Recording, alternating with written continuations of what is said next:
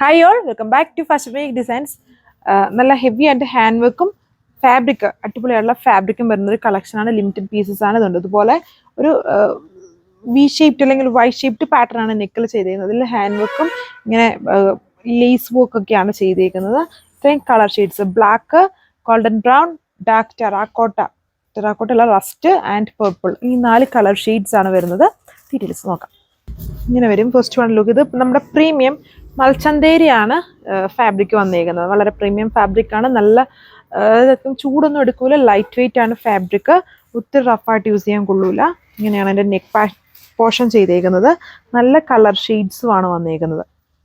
ദുപ്പട്ടയിൽ വരുമ്പം same fabric മൽച്ചന്തേരിയിൽ തന്നെ embroidery work. അതൊരു ആപ്ലിക് പാറ്റേണിലാണ്. എക്സാക്ട് ആപ്ലിക് അല്ല, എന്നാലും ആ ഒരു സ്റ്റൈലിൽ ഫീൽ ചെയ്യുന്ന പോലത്തെ ഒരു വർക്കാണ് ദുപ്പട്ട ഓൾ ഓവർ ചെയ്തേക്കുന്നത്. വിത്ത് സ്കലപ്ഡ് ആണ് ബോർഡർ. സാൻഡൂൺ ഫാബ്രിക്കിലാണ് ബോട്ടം പെയർ ചെയ്തേക്കാം. സെക്കൻഡ് വന്നിട്ട് ഈ ഒരു പേർപ്പിൾ ആണ് കളർ. ഇതുണ്ടോ, ഒരു സൈഡ് നല്ല ഹെവി ആയിട്ട് ഹാൻഡ് വർക്ക്ഡ് പാറ്റേൺ ആണ് ചെയ്തേക്കുന്നത്.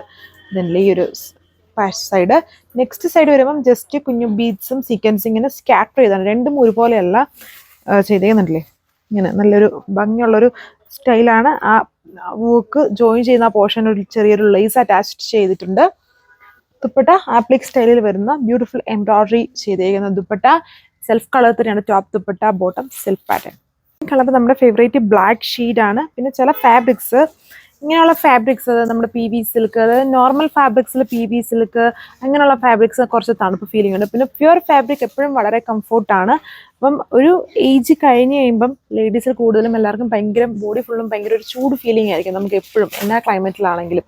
അപ്പം അങ്ങനെയുള്ള സമയത്തൊക്കെ ആണെങ്കിലും അല്ലാതെ ആണെങ്കിലും അങ്ങനെയുള്ളവർക്കൊക്കെ ആണെങ്കിലും ഇങ്ങനെയുള്ള ഫാബ്രിക്സ്, ഈ മൽച്ചന്തേരി അതൊക്കെ എടുത്താൽ അധികം ചൂടൊന്നും എടുക്കില്ല. നല്ല ഫാബ്രിക്കാണ്. പ്യുവർ വരുമ്പം നമുക്ക് കുറച്ച് കെയർ വേണം.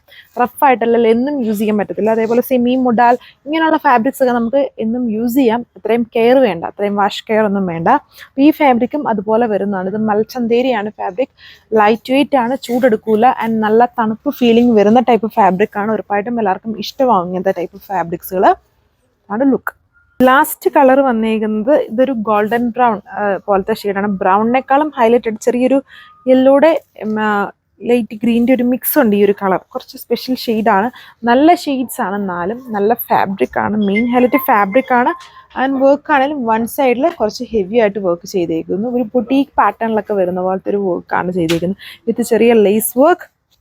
ഇങ്ങനെയാണ് എൻ്റെ ടോപ്പ് വന്നേക്കുന്നത്.